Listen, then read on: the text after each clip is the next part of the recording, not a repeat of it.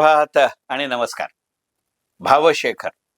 आपला आजचा विषय MSCI. MSCI म्हणजे Morgan Stanley capital international index.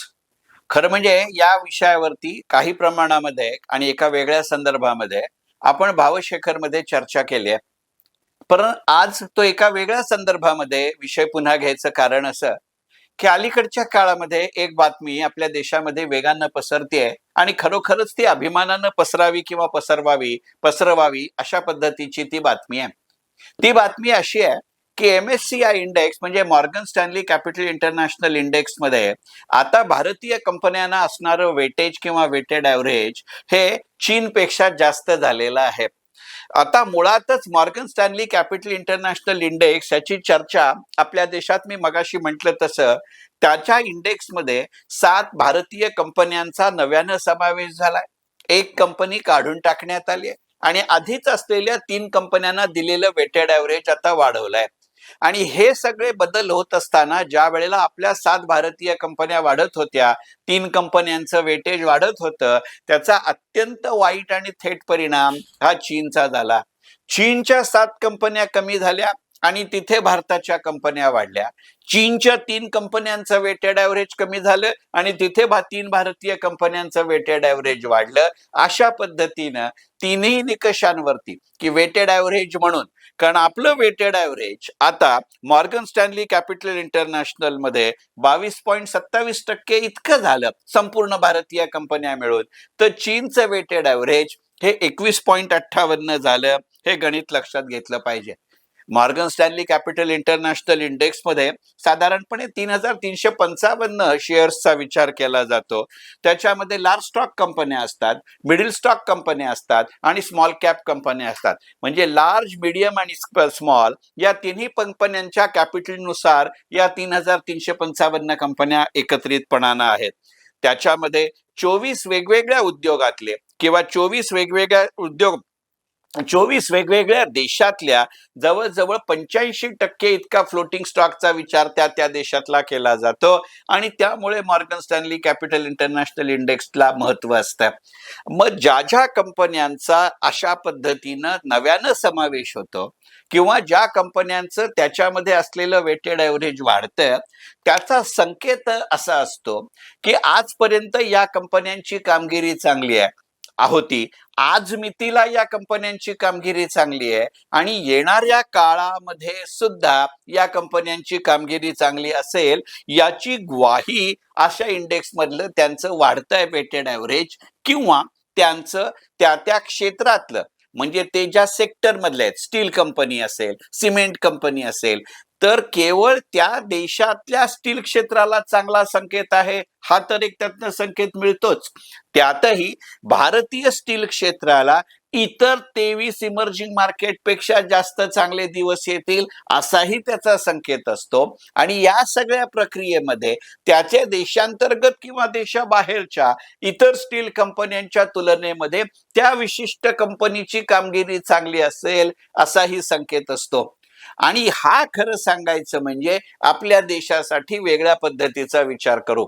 एक साधं उदाहरण घेऊ की आता Morgan Stanley capital international index मध्ये ज्या वेळेला भारतीय कंपन्यांचं वेटेज 22.24% आहे आणि चिनी कंपन्यांचं वेटेज आता 21.58 झालंय, त्याच्यामध्ये स्टीलचं मोठ्या प्रमाणावरती गणित आहे. आणि ही बातमी वाचल्यानंतर लगेचच्याच काही दिवसामध्ये भारतीय स्टील कंपन्यांच्या उत्साहवर्धक कामगिरीच्या बातम्या आपण वाचली आहेत. 2 भारतीय स्टील कंपन्यांना इतर देशांची गुंतवणूक वाढल्याचे दाखले आपण वाचले आहेत. आणि खरं सांगायचं म्हणजे या बातमीचा हा मूळ अर्थ आहे की या क्षेत्रामध्ये किंवा या भारतीय कंपन्यांमध्ये चीनच्या तुलनेमध्ये भारतीय कंपन्यांकडे वळणारा विदेशी गुंतवणुकीचा ओघ वाढतो.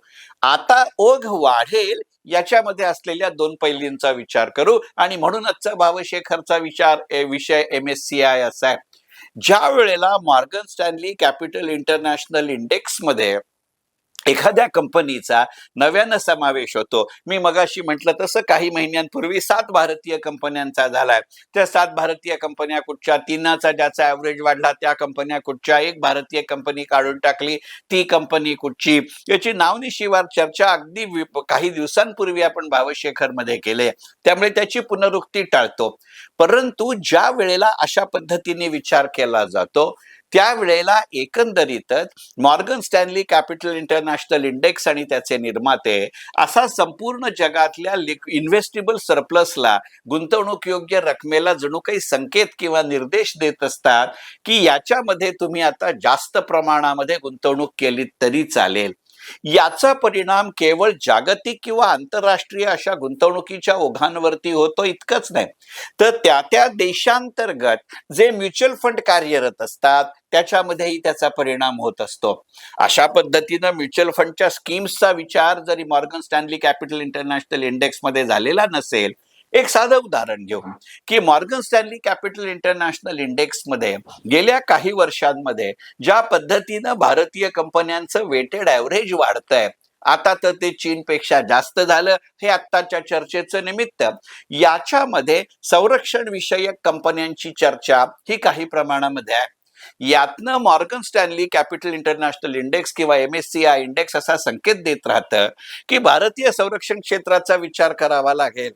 तुमच्या असं लक्षात येईल की गेल्या 4-5 वर्षामध्ये भारतीय शेअर बाजाराच्या निर्देशांकामध्ये जी भरीव वाढ झाली आहे त्यातला एक महत्वाचा कॉन्ट्रीब्युटर, मी एक म्हटलाय, एकमेव म्हटलेला नाही, एक महत्वाचा कॉन्ट्रीब्युटर हा आता भारतीय संरक्षण क्षेत्रातल्या कंपन्या आहेत. असं म्हणत असताना त्या कंपन्या फक्त सरकारी असतील असं नाही, त्या सरकारीही असू शकतात, त्या खाजगीही असू शकतात आणि त्या सरकार आणि खाजगी या दोघांच्या संयुक्त विद्यमाने चालणाऱ्या प्रकल्पाच्या स्वरूपामध्येही असू शकतात. मग त्यातून या कंपन्यांमधल्या गुंतवणुकीचं प्रमाण वाढतं असं नाही, होतं असं. हे एक शेवटी लक्षात घ्या की आज मी तिला आपल्या देशामध्ये भांडवल बाजारातल्या गुंतवणुकीचे जे नियम आहेत त्यानुसार एखाद्या कंपनीमध्ये विदेशी कंपनीचा जास्तीत जास्त किती वाटा असू शकतो, सहभाग असू शकतो, याबद्दलची काही नियमावली आहे. मग जर मॉर्गन स्टॅनली कॅपिटल इंटरनॅशनल इंडेक्समध्ये हेच उदाहरण पुढे घ्यायचं झालं तर संरक्षण क्षेत्राला जास्त वाटा मिळेल असं दिसत असेल, पण एखाद्या विशिष्ट कंपनीला जी भारतीय संरक्षण क्षेत्रातलीच आहे पण त्याच्यामध्ये लिमिट हे आता जवळजवळ पूर्ण होत आलंय, अशा वेळेला संरक्षण क्षेत्रालाच एकंदरीतच चांगले दिवस येतील असं गृहीत धरलं जातं आणि मग ज्या कंपनीची मर्यादा आता संपुष्टात येत चालली आहे ती सोडून इतर कंपन्यांकडे विदेशी गुंतवणुकीचा किंवा स्थानिक गुंतवणुकीचा ओघ वाढू शकतो. तुमच्या माझ्यासारख्या सर्वसामान्य वैयक्तिक गुंतवणूकदाराच्या दृष्टिकोनातनं ही एका अर्थी दिलेली कृतीशील टीप असते. याचा अर्थ त्या टीपकडे कोणताही विचार न करता आपण वेड्यासारखं मागं लागलं पाहिजे अशातला भाग नाही. कारण एक शक्यता नाकारता येत नसते की अशा पद्धतीनं जेव्हा एखादं क्षेत्र, एखादी कंपनी यांचं वेटेज वाढत असतं त्याचा साहजिकच ताबडतोबीचा परिणाम, कारण कोणत्याही शेअर बाजाराची एक अंगभूत सवय आहे की कोणत्याही बातमीवरती जेवढ्या घटना होतात किंवा घडामोड होते तेवढी प्रत्यक्ष घटनेवर होत नाही, हा पहिला नियम.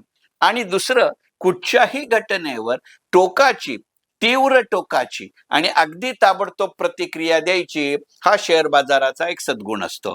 त्यामुळे ज्या वेळेला असे आंतरराष्ट्रीय निर्देशांक असं म्हणतात की या देशातलं हे विशिष्ट क्षेत्र जास्त चांगलं वाटतंय आणि म्हणून आम्ही त्याचं वेटेड ॲव्हरेज वाढवतोय, त्यावेळेला त्या त्या देशाच्या त्या त्या क्षेत्रातल्या त्या त्या लिस्टेड कंपन्यांचे बाजारभाव वाढू शकतात.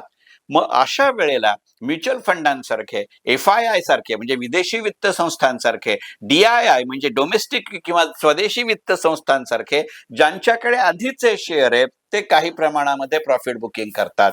यांचं जे गणित असतं, यांच्या विक्रीचा जो वेग असतो तेवढा जर आपला खरेदीचा वेग नसेल तर काही काळ ते भाव खालच्या पातळीवरती येऊ शकतात. मग ही संस्थात्मक मंडळी, ज्यांना आपण हाय नेटवर्थ इंडिव्हिज्युअल्सचाही ज्याच्यामध्ये समावेश करू शकू, हे वरच्या भावानी या बातमीमुळे जो शेअर गेलाय त्याच्यावरती विक्री करतात. त्या विक्रीच्या जोराने खालती आल्यानंतर ते पुन्हा खालच्या भावानी घेतात. म्हणजे एक वैयक्तिक गुंतवणूकदार म्हणून या चक्राकडे अशा दृष्टिकोनातनं पाहणं, याही दृष्टिकोनातनं MSCIचा विचार करावा लागतो. दुसरं, ज्या वेळेला MSCIच्या इंडेक्समध्ये आपला भाव वाढत असतो त्यावेळेला एका दुसऱ्या पद्धतीने विचार करता येतो, की त्याचं गणित असं असतं की त्याची एक फलश्रुती म्हणून, त्याचा एक परिणाम म्हणून अनेक वेगवेगळ्या गोष्टी होऊ शकतात. हेच संरक्षण क्षेत्राचं उदाहरण पुढे घेऊ म्हणजे तुमच्या असं लक्षात येईल की साधारणपणे एका काळात झालेल्या त्या घटना आहेत की सुरुवातीला 4 जूनला आपल्या देशातल्या आत्ताच्या लोकसभेच्या निवडणुकांचे निकाल लागून मोदी सरकार तिसऱ्यांदा सत्तारूढ झालं. मंत्र्यांचं खाते वाटप झाल्यानंतर आपल्या संरक्षण मंत्र्यांनी 65,000 कोटी रुपयांची निर्यात यंदाच्या वर्षभरात केली जाईल अशी घोषणा केली. आता 65,000 कोटींची निर्यात करायची म्हणजे निदान त्याच्यापेक्षा काही प्रमाणात तरी जास्त उत्पादन होईल, यातनं त्याच्या पूरक उद्योगांना चालना मिळते. मुद्दा पहिला. दुसरी गोष्ट, इतर देश तुमच्या कला कौशल्याकडे वेगळ्या पद्धतीनं पाहायला लागतात आणि त्यातून प्रत्यक्ष गुंतवणूक वाढते. साधं उदाहरण घ्या की आत्ता काही दिवसांपूर्वी आपले संरक्षण मंत्री राजनाथ सिंग हे अमेरिकेत गेले होते. आपल्यापैकी सगळ्यांना कल्पना आहे की अमेरिकेच्या राष्ट्रीय अर्थव्यवस्थेमध्ये संरक्षण विषयक उत्पादन आणि त्याची निर्यात हा अत्यंत महत्वाचा घटक आहे. अमेरिकी अर्थव्यवस्थेमध्ये गेली कित्येक वर्ष 20-25% जास्त वाटा हा संरक्षण विषयक उत्पादन आणि निर्यातीचा आहे. आणि त्यामुळे आता भारताची संरक्षण निर्यात वाढते की जो आजपर्यंत केवळ आयातीचा देश होता त्याच्याकडे एका वेगळ्या कुतूहलानं अमेरिकेसारखा देश पाहायला लागतो. आणि मग तुमच्या असं लक्षात येईल की ही एक 65,000 कोटी निर्यातीची घोषणा, आधीच्या 5 वर्षातला भारतीय संरक्षण विषयक क्षेत्रांची कामगिरी, आणि तिसरी गोष्ट, प्रत्यक्षात अशा पद्धतीनं झालेल्या कामगिरीमुळे MSCI मधला त्याचा वाढता प्रभाव, यातनं मग अमेरिकेसारखी देश आपल्या संरक्षण मंत्र्यांना सांगते झाले की 443 कोटी रुपयांची अमेरिका आता भारताच्या संरक्षण क्षेत्रात गुंतवणूक करेल. अमेरिकी अर्थव्यवस्थेचा आकार, अमेरिकी संरक्षण उद्योगाचा आकार, अमेरिकी संरक्षण विषयक निर्यातीचा आकार पाहू जाता 443 कोटी ही किरकोळ रक्कम आहे. पण जॉर्ज सोरोस जसं म्हणतो तसं start slow and grow big याचं ते गणित असतं आणि अशाचा ट्रिगर MSCI असतो. आणि म्हणून या व्हिडिओची सुरुवात करताना मी म्हणलं की MSCI मध्ये तुम्ही चीनला मागे टाकणं याचा अर्थ असा आहे की एक राष्ट्रीय अर्थव्यवस्था म्हणून गेल्या काही वर्षांमध्ये भारतीय अर्थव्यवस्थेची कामगिरी ही चीनच्या आर्थिक व्यवस्थेपेक्षा किंवा अर्थव्यवस्थेपेक्षा चांगली होती. आज मितीला भारतीय अर्थव्यवस्थेची स्थिती ही चीनी अर्थव्यवस्थेपेक्षा चांगली आहे असा MSCIच्या वाढत्या वेटेचा अर्थ आहे. आणि या दोघांच्या आधारावर येणाऱ्या पुढच्या काही काळामध्ये भारतीय अर्थव्यवस्थेची स्थिती चीनी अर्थव्यवस्थेपेक्षा चांगली असेल हा त्यातनं मिळणारा खरा संकेत आहे. आणि मग तुमच्या असं लक्षात येईल की ज्या कंपन्यांचं ॲव्हरेज या MSCI मध्ये वाढतं त्या क्षेत्रामधले सेक्टर स्पेसिफिक म्युच्युअल फंड्स आपल्या देशामध्ये येतात. असा जर विचार करायचा झाला तर अलीकडच्या काळामधले मल्टी ॲसेट अलोकेटरची जागा सेक्टर स्पेसिफिक म्युच्युअल फंड घेईल का? त्याच्यामध्ये लॉजिस्टिक असेल का? त्याच्यामध्ये ट्रान्सपोर्ट असेल का? त्याच्यामध्ये इनोव्हेटिव्ह फंड्स असतील का? याचा विचार करू. आणि म्हणून आजच्या भावशेखरचा विषय MSCI इंडेक्स. खरं सांगायचं म्हणजे MSCI इंडेक्सच्या निमित्ताने असं म्हणलात तरी चालेल. तो शब्दप्रयोग टाळला इतक्याच करता की अगदी अलीकडे आपण बजाज हाऊसिंग फायनान्स IPOच्या निमित्ताने असं म्हटलं. विषयाची आणि शीर्षकाची पुनरावृत्ती नको म्हणून मी निमित्त हा शब्द टाळला. कारण मुळातच इंडेक्स हे एक निमित्त असतं. इंडेक्स हा निकाल नसतो, इंडेक्स हे निमित्त असतं. आणि त्यातही MSCI सारखे जे इंडेक्स आहेत ते शेअर बाजारातल्या दैनंदिन बाजारभावाच्या बदलातनं घडत नसतात आणि त्यामुळे त्यांच्यावर आधारित असे डेरिव्हेटिव्ह प्रॉडक्ट नाहीयेत. त्यामुळे एका अर्थाने ते इन्व्हेस्टमेंट इंडिकेटर असतात. याही दृष्टिकोनातनं MSCI कडे पाहावं म्हणून आजचा भावशेखरचा विषय MSCI. मनपूर्वक धन्यवाद. भावशेखर.